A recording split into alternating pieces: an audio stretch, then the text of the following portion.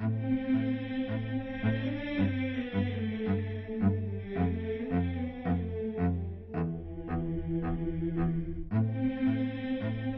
number 1, use the speakerphone. The cell phone radiation drops exponentially by distance, so the further away the phone is from your head, the better. Tip number 2, limit use to essential calls and keep calls short. Even a 2-minute call has been found to alter the natural electrical activity of the brain for up to an hour afterwards. Tip number 3, children should not be allowed to use the cell phone, except in emergencies. Their skulls are still developing, and the radiation can penetrate much more deeply. Tip number 4, use an air tube headset, not regular wired headset. Research has shown that regular wired headset could transmit radiation into the ear canal. Tip number 5, don't put the cell phone in your pocket, or belt, while it is in use, or while it is on. Men who wear cell phones near their groin could have their sperm count drop by as much as 30%, according to studies.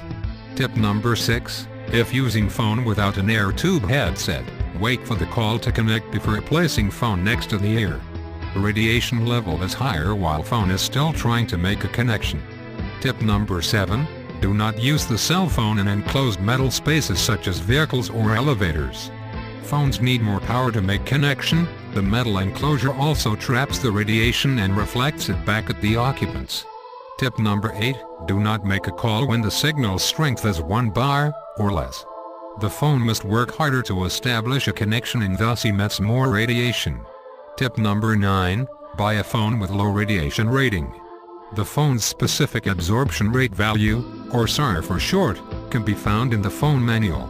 The lower the SAR value from the FCC limit of 1.6 watts per kilogram, the better.